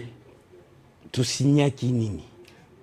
Tu signes adhésion. Le président de la République. Tu signes le président de la République sans passer par le Parlement. Article 217. 217. Il y a Constitution. Sauf qui autant déjà article wana. Ça a été. On peut adhérer dans la communauté Ezali. Ok. Article 217. 217. La République démocratique du Congo peut conclure des traités ou des accords d'associations ou de communautés comportant un abandon partiel de souveraineté en vue de promouvoir l'unité africaine. Ok. Dans le moment où même EAC étant une communauté, étant une association, on peut y adhérer. Est-ce que moi il y a la disposition à la place où il faut les caler. Mais plus vous placez la République démocratique du Congo peut conclure des traités ou des accords. On va répondre déjà sur ce plan-là. Mais le chef de l'État n'aime pas engager la République. C'est le chef de l'État qui engage la République, c'est clair. Sans passer par le Parlement. Mais vous avez lu la Constitution, je ne peux pas... Très bien. Si on veut aller dans le détail sur traiter à forme simplifiée ou à forme solennelle, il y a un débat, on a rencontré. Mais les particularités, il y a une situation, donc il y a eu juste un communiqué, non pas signé par le participant, mais par le président kenyan. Et na kati ya communiqué on des autres qui ça a été tozui moi ningisa ko mona pe ba eta musu lelo joko ya ngo zomo Tanzania lobi non ngala kotinda ba député moko lobi na kotinda bato na ngate ba kende ko kufa pona mboka mususu ali na ba droit na ba musu pe ba ko se rétracter mais oya biso moko lelo on va même ti lelo ba force nous déployer parce que dès lors qu'il y a tumulte na kati ya population moko nzamboka pe ko za na ba réserve. Donc nous nous fondons sur notre État. Mais on les a dit, malam ou les a dit tout le bani. Ok, bien ça. Oh, Tali, Makamamboka, oh, le bande konanga, Toromiko Sate. Bato MCC, Bako, il était balo, Bakapé la TV. Bato MCC, balo, Bati. Mais oui,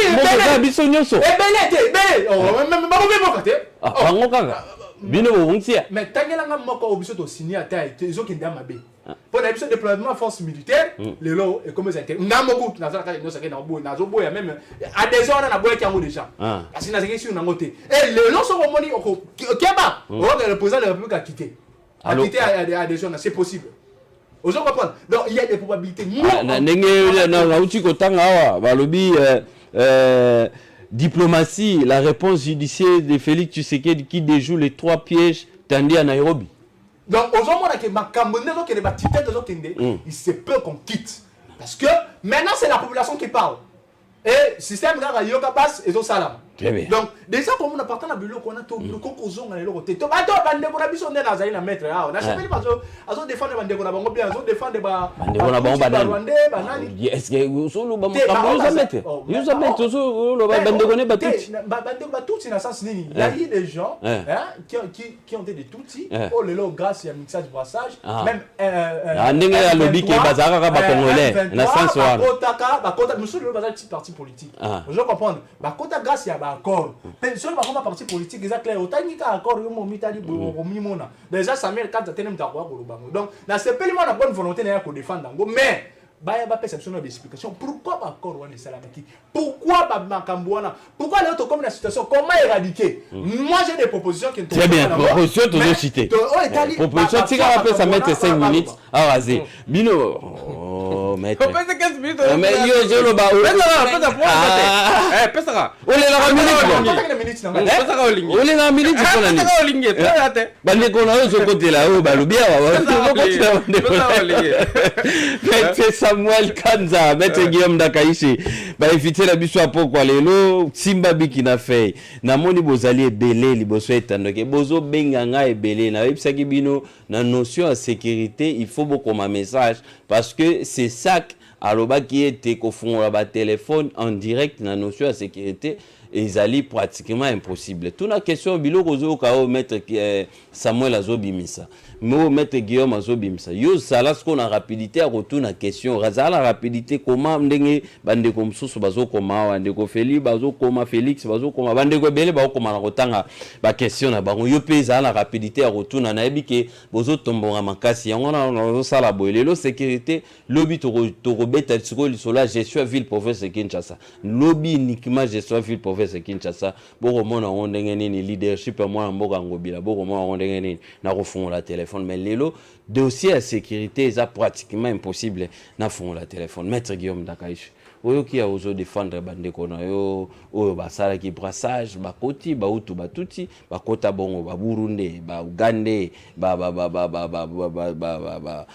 Rwanda oyo bakota ki obokoti sa bango bino bokoti ki bango ozo défendre bango mais lelo yo zo reconnaître ata ici kamorote que bino bosala bakoro lelo pe mboka ezo souffrir na ndeko Landry oyebi tango na bandolo bela nani awa makambo ram nalandaka ndeko moko na télévision lobi ebi la période ya Kabila moibi e bando batama bando mona ngo bien na polele te mais oyo ya Félix o petit penda unité boyo moko ba ibi yo zo mona pesa yo moko zo mona ba ibi yo zo mona c'est-à-dire quoi parlant la ngina banini tozo lo bakelo voilà il y a eu brassage, il y a eu mixage.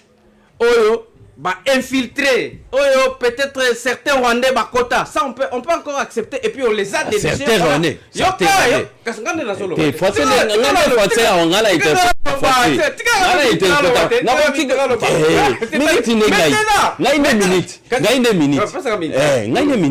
Une minute. Na ko tigula ta 20 minutes. On dit certains rando certains Rwandais. Na linga lengo bani. Na nengi akuzu. Na brassage wala. Bokota ba. Moko babi bakota. Ah, très bien. Voilà quand même. Aussitôt baza détecté. Et aussitôt baza détecté parce que tant que ba mala biso ba lamba madesu. On appelle ma bena mala mo ekoti. Après comment c'est comme maman bandi ko tala. Ya ma be asali alongoli. Ozo ba dele makamone badole. Mais dans sikoyo, yoka sikoyo. Mais ba konti na polele baronde bazabana. C'est Guillaume. Parce que accord, et que nombre baronde bakota militaire to bien ngoti. Mais to zomi tuna que non munagala bakanya ngone. Et ça baronde bazala munagala. Accord est seulement na président actuel de la République.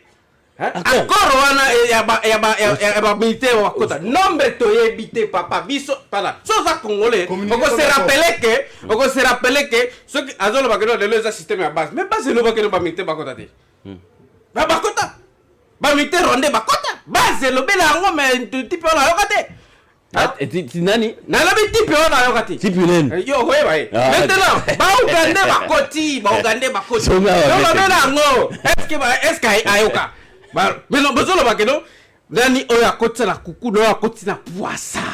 Bokota sikonali. Maintenant atangele bakambana ya kore no ya Nairobi azolo za ba société za ba dini. Et bien là on sait comme kazi tamu solo bela ba éviter. Tala Sakima, il faut que la société Sakima wana et la société à l'État. Et la société à privé, et la société à l'État congolais. Il a bien dit, l'État congolais. Yoka, je vais expliquer pour pas toi comprendre. Problème Sakima wana c'est la société de l'État. Société dans l'État congolais dans majoritaire. C'est-à-dire l'État n'a pas décidé pour oyo Sakima ko sala. Oui. Ba ba te que non Sakima société congolaise. Et ça, Moutono ma gestionnaire, et ça Félix Sekedi. Ça veut dire que ça fait comme ça dans les gestionnaires, yo kenebwe. On m'a dit ben terror on des kati, yo signé kaka homme général biso comme la kinara. Et on les salmaki. Et on dénonce chaque jour, on dénonce ça. On dénonce ça, ce n'est pas que non parce que c'est la société des c'est lui qui signe là, il est nommé par le président de la République. Et c'est le président de la République qui donne les directives à ça là. Très bien. C'est-à-dire, il y a eu les accords. Et Signamaki, le président actuel, on a sacrifié sa minérale à prison. Maintenant, Basigné pe Rwandais. Heureusement, tant que tu l'as avec pression à base, avec pression à peuple congolais, on dit qu'on revenir dans certains accords. Mais, il faut tout le monde. Qu'est-ce qui est à la base de cette insécurité-là? Ni les autres qui n'ont une sécurité, on a Ezala. Mais c'est plus clair que les jours. Très bien. C'est plus clair que les jours. L'insécurité est l'actuelle gouvernance. L'actuelle. Omoni, ceux qui ont été que non muto azala ki wasala ki mabe. Mais yo muto zoya. Okuti bosoto muto asumbi. Mais on va kisaka bosoto. Non. Yo muto ya bosolo yo muto ya maele osali okolongola bosoto obaki. Mais ceux qui biso to tika bosoto. Mais tant yo vous sali. Obaki bosoto. C'est bien. Mais et puis il y a la émission boy. À l'époque et ben non contre la coucou. Mais le lot na poisson. Très bien. Encore pesant minéral biso qui na ronda. Très bien. Intérêt na biso na ronda. Après Rwanda, alors que yo muto signé bako, ça qu'on considère donc c'est-à-dire l'élément déclencheur, il y a insécurité aujourd'hui et ça l'actuel président de la République. Très bien, merci beaucoup. 089 73 88 067 089 73 88 067 Ndeko ozobanga kotuna ndeko wana oyo ndeko wana azo loba mingi bakor oyo ya basoda burundais bakota na tango ya Félix bakota combien pe bakobima mokolo nini ozo banga kotuna ndeko ya Félix wana mtuna yo tuninga na zo banga tenga na zo tuna mtuna maître Samuel azo koma yango tokei rapidement. Bonsoir papa Denonson nalingi maître Guillaume maître Guillaume ya FCC nalandi malamu atika nanu bakanda a répondre na ba question oyo ozo tuna ye atika complication pour tozo landa bino ebele papa Denonson na histoire ya Congo. Est-ce que Rwanda, Burundi, Congo bazalaka mboka moko? Ça c'est une question. Bazalaka mboka moko, c'est une question à répondre na oyo etali accord. Merci, c'est Dani na limité ndeko Dani na limité na pesi bino mbote po bino bo comprendre j'ai mais bandeko belé bazo koma bazo benga en direct toza na difficulté à kozwa bino en direct. Bonsoir papa mutu FCC makambo azoloba tozo comprendre ata mukiete otuni question akoki kutu ko répondre te ayebisi biso importance ya accord ya 1996 à 2013 azoki mayango. Merci. Kwatulendo Matondo. Mais c'est Kwatulendo Matondo. Merci beaucoup. Bonsoir papa. Moto FCC makambozo le voilà. Ba question zoya ba question. Maître Guillaume Dakaïche Aebisabiso solution bon moto azoloba par là ngoloba implication ya Kabila par rapport ya makambo ya Este na Félix nani aleki nani azo laksa ba signaux que azana volonté. Bonsoir papa omoni façon ya maître wana ba maître bazami balé maître Guillaume Dakaïche naza ko insister tant on a commetto komara ba kombo yango na zo bisabino soko zo la émission koma kombo maître Guillaume Dakaïche FCC maître Samuel Kanza FDCA Union Sacrée maître Guillaume ye azana gauche nanga maître Samuel ye azana droite nanga bango mi balende bazali soko komi maître wana bango mi balé bazama maître na koyeba te maître nini maître wana azo komi funda ke ayaka na Kabila maître Guillaume babomi mboka lelo baza koluka bakosela Tshisekedi malamu na ye kaka pona bisaka bafandaka bisika non attaque personnelle bisika bavandaka boyebite attaque ezalaka te bato azopesa makanisi nde bino bozotuna. Bonsoir papa Denonson tuna ndeko Samuel pour la nini lelo Félix Tshisekedi le président de la République ne se prononce pas par rapport à la situation est de la République. Pourquoi IDPS bazo sala déclaration pour condamner agression? Très bien, on continue. Il faut vous signer un message dans Mino. Depuis Njili, maître Guillaume, est-ce que Ayana Azaiki Kadogote? Ça c'est une question. Oh Batuni, maître Guillaume. Maître Tuna sous maître Guillaume. Très bien. Oh là là, appelle les autres comme pas possible. Tuna maître Guillaume. Soki bakor nyoso to Kabila signa wala kisabiso akor est un avantage ya mboka ya peuple. Très bien, ça c'est une question, on continue. Oh là là, vous avez belé, merci Nabino Bokolanda Biso. Oh là là, merci. Maître Samuel Aïb Sabiso bakor nani disposition ya Kenya. Est-ce que qu'ils allaient appliquer tout et qu'ils allaient appliquer nini force régionale? Très bien. Force régionale. On continue. Voilà. Oh là là.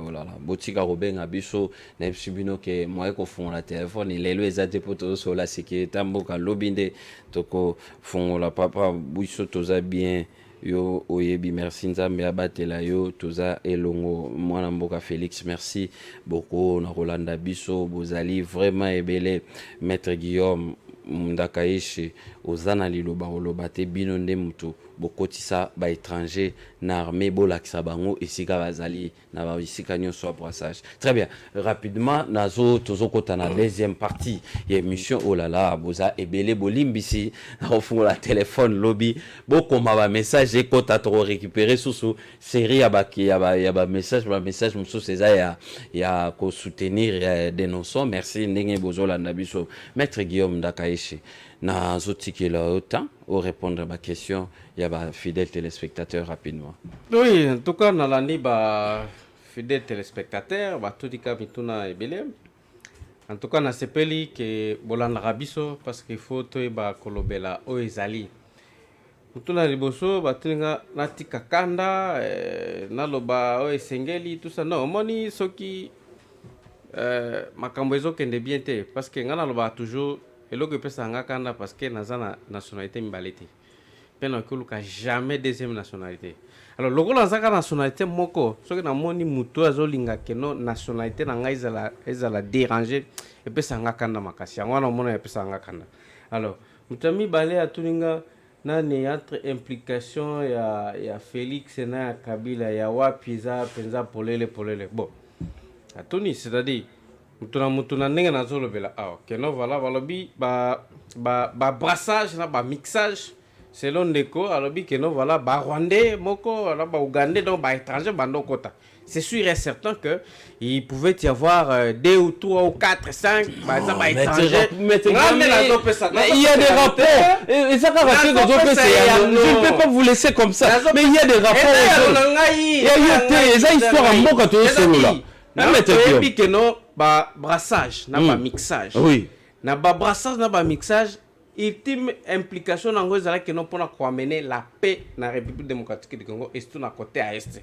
Parce que même aujourd'hui na ndenge ya lukuta ezoloba makeno voilà M23 Rwanda eza na katiti alors que toyebi biso nyonso keno Rwanda eza na katiti zoma makambo c'est-à-dire lelo bazoloba keno M23 wana rapport au MONUSCO apesi balobi tomoni ata implication mon côté ya ba Rwanda na ba M23 oh biso na kati na kuku toyebi keno ba Rwanda bazali non officiellement plutôt ngana zo pesa ya no ngai tikala loba o ngana yebi parce que ngana loba na ba preuve tangible na rapport ngana za na ngo ya MONUSCO balobi implication ya Rwanda ezate ne MONUSCO lobby mais gouvernement lobby yoka gouvernement lobby que no implication ya Rwanda ezali sikoto ko na banen tolanda malamu nan gouvernement implication ya Rwanda ezana kati. OK. Maintenant MONUSCO lobby implication ya Rwanda ezati tolanda nani ngana kulanda gouvernement c'est-à-dire implication ya Rwanda ezali. Mais effectivement tout le monde peut ba congolais bazana kati ne yango no mona ke na ba brassage na ba mixage na condiment que non voilà ba Rwandais moko bando kota na ba brassage na ba mixage wana. Mais implication eza polele zanine eza accord militaire o esalami lelo ba Rwandais o bakoti nombre to yebite bandeko nombre ya ba Rwandais o bakoti to yebite nombre ya ba Ougandais o bakoti to yebite. Mais na jour o bakobima parce que qui lelo bazana mabele na biso to yebite soki baza wapi soki baza na Bunagana soki baza na Ituri soki baza to yebi yango tinaka président la président akoyeba ko représenter soki baza na GPS pour ko répertorier bango donc implication de besoin pour lango ndenge za polele. Très bien. Alors batoni nga question mususu ya suka nani est-ce que nazalaki kadogo to nazalaki kadogo kotera bandeko ngana na kota armete nazande na avantage ya conseiller ba autorité militaire rebelle parce que na musalo na tangela na tanga droit chaque fois il y a certains militaires qui m'appellent pour nazala conseiller je dis ngana nazala kadogo te ngana nazala séminariste pour une petite histoire. J'étais séminariste na Tata Sango ngana za Sango na uti Maniema na Kinshasa na tangi na droit na université ya Kinshasa awa na sisi lelo naza o nazali parce que na télévision tokelo ba o za boyebote awa naza acteur politique nazolo ba mboka nanga parce que Congo na loba toujours eza dénominateur commun mais o tozolo beleza que no implication ya président actuel a signé un accord militaire. Au nombre to éviter parce que bango de bazana bunagana, il faut voir bango. Très bien. Na bunagana on a ba militaire rwandais au bakota qui bazana bunagana. Très bien. Ba militaire ougandais au bakota bazana bunagana. Mais nombre to éviter. Merci beaucoup maître Guillaume Ndakaishe.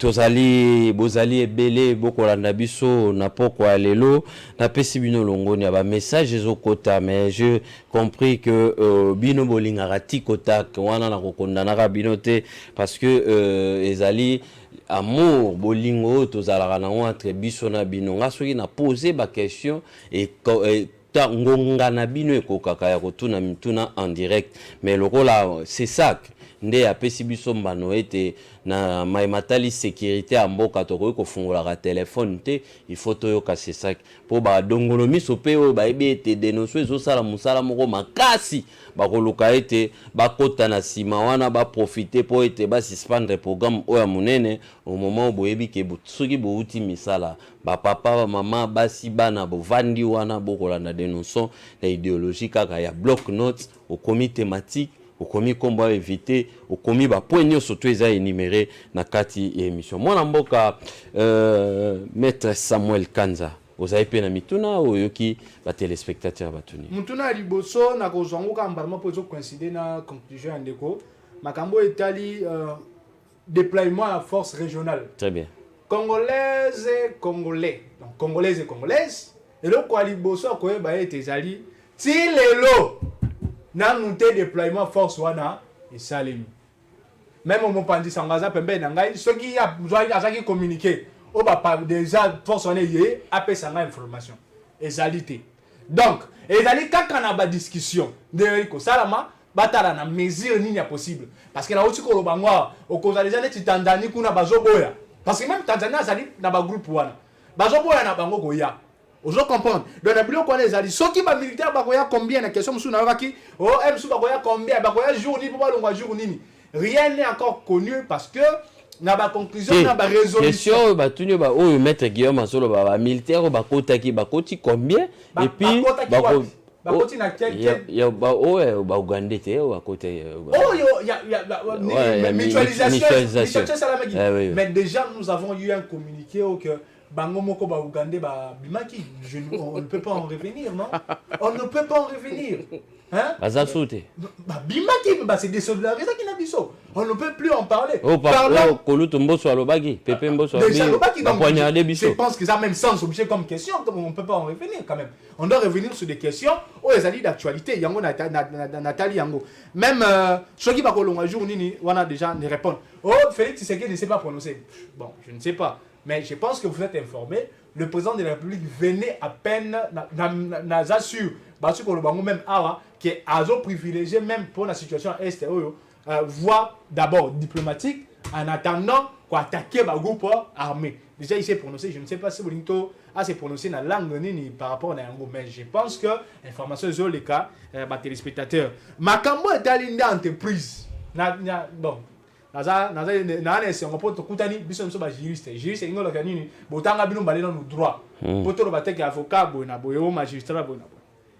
Est-ce que des entreprises peuvent-elles conclure un accord et que le Parlement puisse approuver cet accord? Non. Ça c'est quoi ça? Ce n'est pas du droit. Ça vient de quel ciel? Royaume des ténèbres ou quoi? Non. Royaume des ténèbres. Oh. Pourquoi? Parce que Sakima étant une entreprise, ok, d'ITER, LTM, aux alliés entreprises privées rwandaises. Ceux qui m'ont pas accord na bango, yo ebisanga place ni gouvernement il faut intervenir. Les alliés droités. Bon, na ebite ke ndeko nanga azana posa ko défendre kaka batu na bango. Na kokota yango te. Alobi eloko moko alobi ba groupe militaire bazalaka 200 Kabila tiki soki 2 soki 3. Heureusement que yem tayaka na système ba groupe armé pe atiki manda bu pe lelo bazongi susu ebele. Heureusement parce que ce qui est une analyse comparative, il y a une période où on n'a même pas place oyo ba groupe armé bazaka be et surtout na rien na Mobutu même na rien ya Lumumba batuna Kasavu. Mais ezaka ka partant na nini wana mais on ezali clair on a qui question ba tunaki est-ce que biso na ba Rwandais tozalaka pays moko? Non, ezali lokutal. Ceux qui vont koloba bongo ezali po ba pesa permission, bato wana ba ya bato ba ndeko na bango to vana na bango. Ba histoire ba Banyamulenge. Yango ne bato balingi ba pesa motivation na yango po ba zo bango. Non, totikala jamais kozwa. Or, na préciser bien l'histoire 1900 déjà 1. Na bitumba ezalaka ba Congolais bazalaka na époque wana nde ba intervenaka. Na bitumba ezalaka na Urundi et tant d'autres. Nde basaka ba récupéraka ba terre wana nyonso. Nde toyaka kosangana juste pour un temps. Nde toyaka kozonga na biso. Donc, il n'y a pas eu que biso na bango to salaka peuple moko jamais. Jamais les locaux ezali ba Congolais tenir pour Maître Samuel Okarde Kamaroba. Botuna Maître Samuel Banyamulenge bakota na Congo quand Bautu bakota na Congo quand Mobutu akaba mabele ya Congo ya quand ya Luzizi là de Maître Samuel Ayanola. Merci. Ayanola. Le 4 juillet 1994. Déjà, tokomona avant yango nani Abiyarimana babomiye. Oh lelo kuna ozonga te Kagame nde mutaboma Kagame na batunaye ba beti masasi kuna moto akoyi. Na kokoya wana royaume na bakutu royaume Zaire. Zaire no ya biso zakana makasi na bengo royaume pona na neva makasi. Oto salaka nango nde toyaka kotia force militaire moko ko sala ete kozwa corps wana. Mais na kozwa corps wana il y a eu vraiment peut-être génocide rwandaise bima et yaki ko sala ete ba Hutu o bazaki poursuivi par Batuti oza nini avènement ya Kagame. Ta bati ba komba ko poursuivre ba Hutu. Ne exode massif exode ngo la sanini. Ba Hutu wana ba longwe Rwanda Kigali. Ba kimaka mbangu ko ya ko batama na kati ya Congo na plus na banani wana. Ne ko ya na bango nde na sud nde ba Banyamulenge wana ba yaki ko botama ba yako kozala. Mais ko ba ete ka Mobutu azwaka bango eza histoire te eza lokuta ba ko sabino te. Ba yaka par rapport exode wana parce que Kagame kuna ndako sa ba na pena ko boma bango. Na ko bango wana o bazala ki proye certains ba tikala comme ba Hutu. Mais ebera ba Hutu ba FDLR ba o même bazala quand même politique tende ba kimaka belea. Yango mona kunda. Pendant que guerre na bango za ka ethnique en 2007 awa ba longa ko attaquer pouvoir en place parce que ba ka idée ba ça semblant. Moneti neti M23 azali on a attaqué pouvoir en place ba zo diriger bien te mais en 2007 ba comment ko boma ba Hutu. Place to quand même génocide o ça mais biso moko awa. Boma ba Hutu awa ebele même ba Congolais belé ba kufa.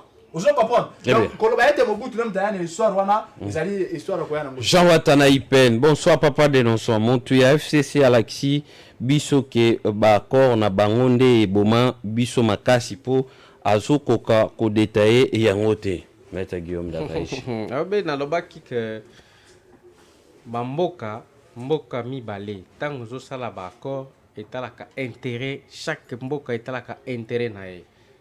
Dans l'époque de Joseph Kabila, intérêt à Joseph Kabila, ezalaki primordial, ezalaki ko rétablir paix dans l'Est de Mboka. Parce que le groupe armé ezalaki ébélé et qu'il fallait à tout prix. Oh Mobutu Bandolo Bakeno, ce qu'il faut à sacrifier pour la unité en Mboka, à sacrifier. Et c'est comme ça que Joseph Kabila, en tant que militaire, il a signé certains accords, il y a brassage, il y a mixage, parce que le groupe armé, on a réclamé, Joseph Kabila, ceux qui bolingi bobunda, beaucoup de armée, comme ça vous avez unité na kati armée, bobunda pour rétablir l'unité en Boka. C'est dans ce cadre-là que ces accords étaient en train d'être signés. Donc pour l'intérêt de la République. Très bien. Maintenant, il faut peut-être préciser que na ba accord wana, parce qu'à partir d'aujourd'hui, tout le monde que non, il y a eu infiltration. Na ba corona ba o babande komi benga ba congolais zokande bazala ki pe ba rwandais to bazala ki ba étranger, ça il faut le préciser. Très bien. Mais au moins les accords là, son intérêt principal c'était que non la paix, parce que sans la paix vous ne pouvez rien faire. Exactement que tout le monde que non ba teki nani beaucoup si ba militaire ba rwandais ba koti to éviter ba koti combien to éviter ba bimane nini ba ogande ba koti ba minéraux na biso zokende na Rwanda. C'est ça la différence. Très bien. Maître Samuel Ozosimba, 5 minutes pour la proposition, comment résoudre. au PSABU sous 5 minutes. Maître Guillaume Dakaï, c'est 5 minutes et puis tu clôturer l'émission Bossimba. Mais on va rater de côté de la réalisation pour prendre un élément. Syndicat national des vendeurs du Congo. Organisé qui assemblée générale nabango élective. Il y a un membre du bureau exécutif national et inspection générale. Mani Abimi, président, Guilain Lokoforeli au poste du président et à syndicat national des vendeurs du Congo. Suisse cet élément et puis l'insécurité à Bumbu, Bakulo na Nalobaki Angwa, Bakulo na Birmanie, Basali sabotage na Batu. Na butu alelo ba pandi mituka donc ba pandi ba soci ba boutique ya Batu moi ba réalité wana nyonso to en tout cas colonel Oazali na Bumbu wana wazo gérer Bumbu faut telema kuna bazo benga insécurité comme makasi phénomène à Kuluna. On suit ces deux éléments et puis on se retrouve tout juste après pour écouter nos invités par rapport il y a remède, il y a situation où ils allaient déranger dans l'Est et la République démocratique du Congo. Côté la plupart des Congolais, tous les journaliers. Si on dit jour, na journée ndenge na bimi boy, on a kutani nango ndena.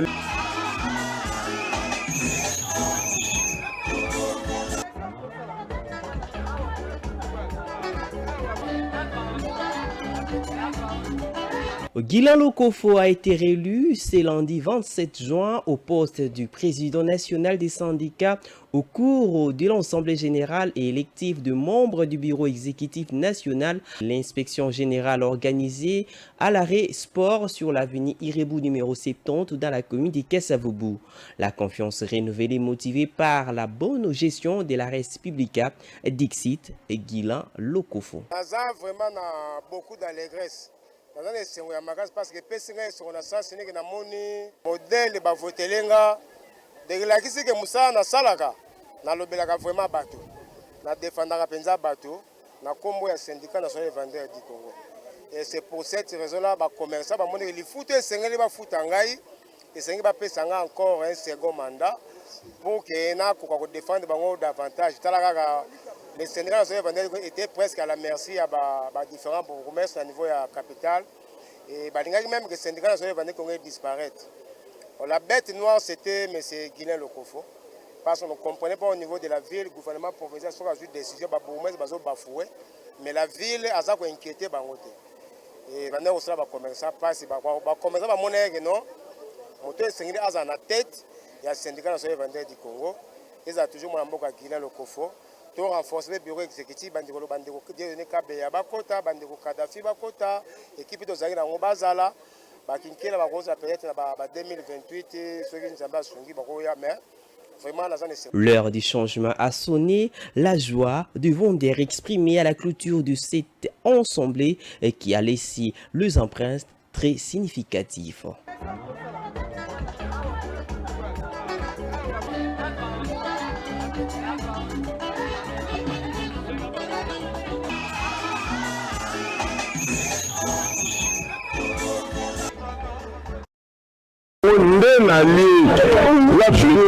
Journalier. On écoute un journalier.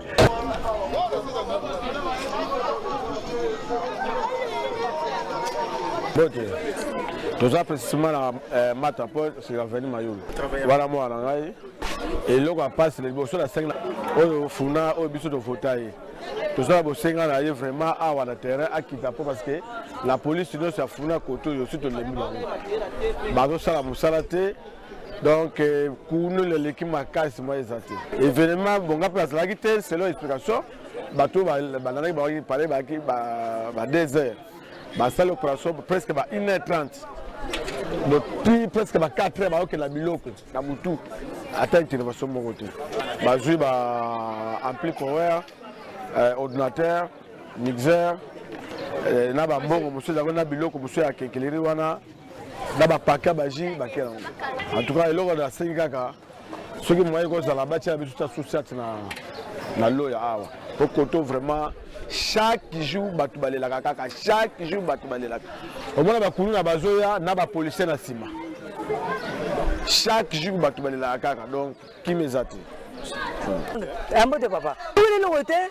même si tu moi ba uta kana sekara boye ba uti na bimani boye ba ya boye juste to tema ka to so na bana mikito so so ka makamba ekran ningi ba kisimba obunda to so tukaka bundili ka pa ba sheti nga uti bana ba koti nga to kokota na koiba bakata nga de sheti ah na kena ba pesi plant kuna na societe pa ya komanda na kanyama alobika na moni nani na zonga boye nga mwana za swelanga kasi ba kontina kaka ko kopanza katara kabwe o ya ki avant-hier na butu ba iner de ba kopanza biso sito lali ba iner ba kopanza boye bon de papa tuzali kolala ba désert boye na yo kaka poti gangi tango poti gangi atala lola muka boye na moni ba kubula ba kotelinga ba laki 7 no so ba laki na machete zaki désert tutala la muki boye ba betinga mbatali sheti awa na kwela mabele après ba logo tinga ba beminga na kwela kokolo kuna ba fandi singa na mabele bango ba sali action awa na sima ba fandi singa na mabele ba la singa na mabele bango ba sali action na maison ti ba tiki nga na zongi boye na kuta maison mitrai ba ki ka na mo ka bango ba kulu na ka atuka nga vraiment za mpa bilongo wana vraiment na compagnie ngote bon na ose nga asala ga bilongo la biso fesho na mbongo na nga sécurité fo ya awa po même ba soda ya biso awa ba sala loko te fa ba ya ba sala de façon nde na li na ndio kutana na jour nde olé jour. Très bien, nous sommes de retour sur ces plateaux. Merci beaucoup à Nabinonio Subo, Rolanda Biso, Bozali et Belé, téléphone et vibré. Beaucoup mon a gestion à ville province Kinshasa Boni. Gentinimba Kangobila, monsieur le gouverneur, et leadership nae, à on est sengeli pour la ville province Kinshasa. To beaucoup mon a on dengenene. Wane zali question to tuni bino pour mon kola lobi Bozali Belé 19h30 heure de Kinshasa. Maître Oscar Beya ndé invité na biso au cadre communicateur ya ACP to resola na gestion à vie province à Kinshasa to komi wapi dossier zando ba dossier belé inondation makambo ba réalité belé bokolanda ngolobi en direct et puis bomba crédit na yo lelo komela biso ka message to zala maître Samuel Kanza ya FDC moko akokamba lingomba ya parti politique ya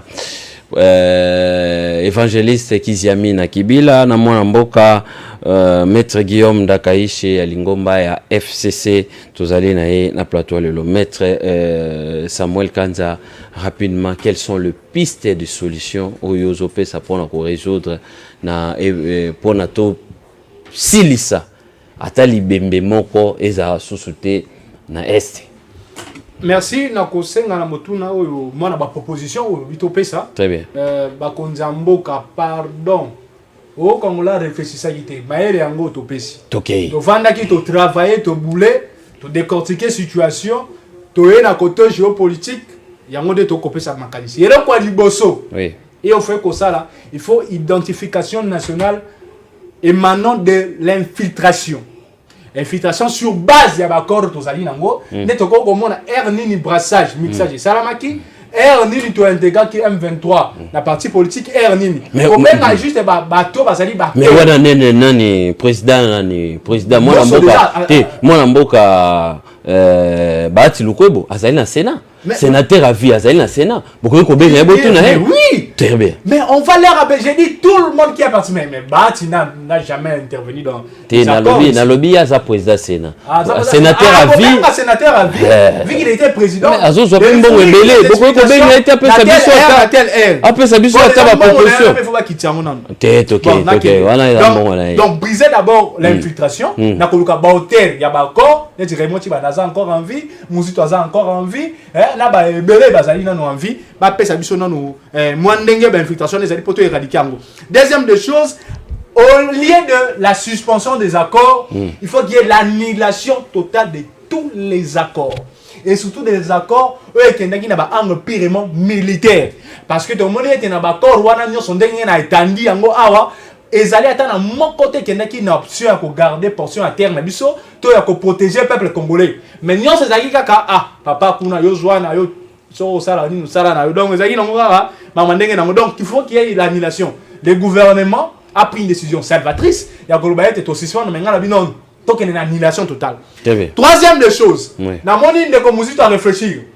Abi non, toi tiens mur Mirango a lobby sur le bon, gagne dans une réflexion. Tozali na 200 17 km ozo séparé biso na Rwanda Uganda mais ce qui y a lobby na proposition na tonga kaka 60 km mais tout nanga ba kilomètre dans ce tika lione zani et alobi mu côté mususu mai ezali basali étude dinyo so côté ezali mai comme tozuna la Kivu au moins que je m'abuse lac Kivu eza portion on est gros qui n'est plus de 30 ou 40 km. C'est une étude ba basali ba lobi été 60 ndé toko ko torami. Non, jamais. Pour la biso na Rwanda. C'est impossible parce que même la même proposition de na yoki à lobi na partir de Uganda pour il faut que tika on a vu parce que il y a un problème mais alimentaires. Or, nous avons besoin yako sécuriser étendu wana mubimba. Avant d'arriver là, la bande qui n'a pas proposition de corridor faut que bananango au lieu de murs il faut une clôture électrique. Clôture électrique par l'aide de béton, par des fils barbelés, et tu as une courant à haute tension, et tu as un explosif na ciment, nani Corée du Nord. À Sali, même Allemagne na pays du bas, sala yango, peu un petit le zo sala même santa comment qu'on fait tango parce que depuis bâtir yango insécurité comment passe. Les alliés proposition pénale à Pessi. Mais pour finir, je demande à ce que quelle est la déclaration de guerre pour cet instant. Très bien. Parce que dans la position aux alliés le to mata, to kita, makere la mindu qui ka ande ko sa kagama yo kamoto. Très bien. Merci. Pour y avoir qui s'abonne à chaque jour. Dans le besoin d'information, va toujours vérifier en haut. Bazaka batang ba ya même ba la sabana comment ko sala les armes. Pour na sabango tu bozana na insécurité er nyoso. Comment ko taquer bino. Déjà ba kerne no ba boto là. Alors, tozana option moko ko kenena pour qu'on finir na bango éradication ya ba corps wana, to na construction ya banine électrique et même briser déjà banine aux alliés infiltration et ko sala malamu pour na été mboke za la kimi. Merci maître Samuel Kanza. Maître Guillaume Dakaishi. Proposition. De Colandri na sepeli na mutuna suka parce que faut topé ça ba conclusion ba proposition pour la mboka na biso évoluer. Et puis na proposition ya liboso on a copé ça ba accord parce que dans l'andine de Colombie ba briser ba accord. Non, ça c'est faux à chiffre. On ne peut pas briser les accords parce que aucun pays ne peut pas évoluer sans l'appui de notre pays. On est photo et bango bien. Mais il faut tout ça les années qui ba intérêt à mboka. Tant que toujours signé ba il faut tout ba intérêt à mboka. Parce que les lots ce que na Bukavu, ngana sina koma na Bukavu, na sina koma na Goma, na sina koma na Uvira, ba mboka nyoso wana. C'est-à-dire population na biso ka ba congolais et kenda kana mboka mupaya ezwa biloko kuna bango pe kuna bazwa biloko na biso basala ka échange ba biloko. C'est-à-dire ba tola ba vivaka par rapport à ba échange wana. Mais tant que toujours signé ba ko eza ya mutuya. Eza koeba intérêt nini tant que toujours signé accord oyo intérêt à mboka eza wapi. Proposition non, c'est-à-dire proposition za boye. Oui. Parce que la proposition qui a été donnée c'est que qu'on annuler les accords. Mais pour moi ça revoir les accords. Revoir les accords. Accord oyo il y a par exemple ya minéré na biso oyo zouta na Sakima ezokene na Rwanda. C'est-à-dire que non.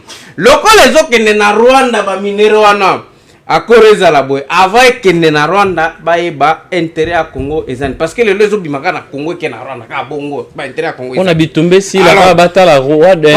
On a les ça va proposition na ngai. C'est-à-dire mboka un pays, nation et coquille jamais évoluer sans appui ya ba pays mosusu. Il faut toujours ba accord bilatéral ezala et puis multilatéral ezala. Wana ne ba tu faut ba yeba. C'est-à-dire maintenant tant qu'on signer ba accord. Yo mutoza na likolo yo ozo représenter mboka. Il faut yeba intérêt à mboka na yo ezawa. Wana ezala liboso. Ya mi balé. Accord oyo tangama oyo salamaki ya ba militaire na ya nani ya Rwanda o bazana kati ya mboka na biso na ba Ugandais. Il faut mokonzi ya mboka yebisa biso combien de Rwandais o bakotaki na mboka. Il faut to yeba biso ba Congolais tozana besoin nango. Ça veut dire na solo bawa mokonzi ya mboka solo na ngai. Na lingi na yeba ngana za Congolais. Combien de Rwandais o bakotaki? To yeba ba Rwandais bakoti. Mais combien basa combien? Pe ba fandi wapi? Basa place nini? Combien de Ougandais bakoti? Ba fandi wapi basa place nini? Photo yeba. Yami cette zanine. Oui. Tala. Thompson est pour la mutu. Thompson et banda pour la naopi na mutu. On a des solutions suka. Très bien. Merci beaucoup. Solution dans le biboy. Dans le lobby solution zaboy. Thompson. Et Bandaropola. Namutu. Ah, on les a philosophiques. Ah, et nous le banin. On les a philosophiques. Et nous le banin.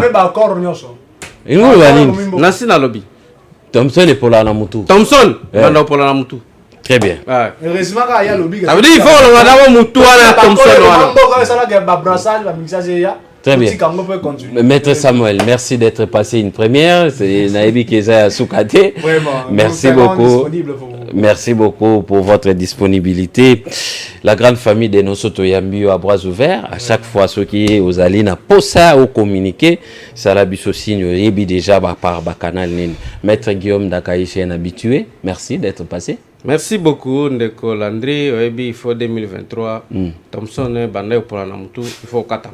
Chabounda, Bandé quoi, Chabounda. Ah, bah, il y a un faut 4 ans. Très bien. Jocelyne Alangi, merci d'être là parmi nous. Encore une fois ce soir, merci à l'assistance de Merveille Tiala. Merci Do Mayala. Merci Gloire Luleko. Ah, c'est ça de Neko. Mayala, Luleko, tout ça, Tiala.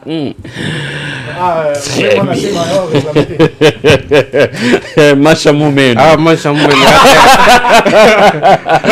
On se retrouve demain matin pour la rediffusion et puis un nouveau numéro à 19h30 avec Maître Oscar Béa, communicateur. Salut, Excellence, Maman Carole, l'équipe ministre de la Congo centrale. Merci beaucoup à la grande famille. Merci Nabino Nyos Bolandebiso, autorité morale depuis Schengen. Je vous salue. Merci beaucoup. On se retrouve demain. Bye bye. Bye bye.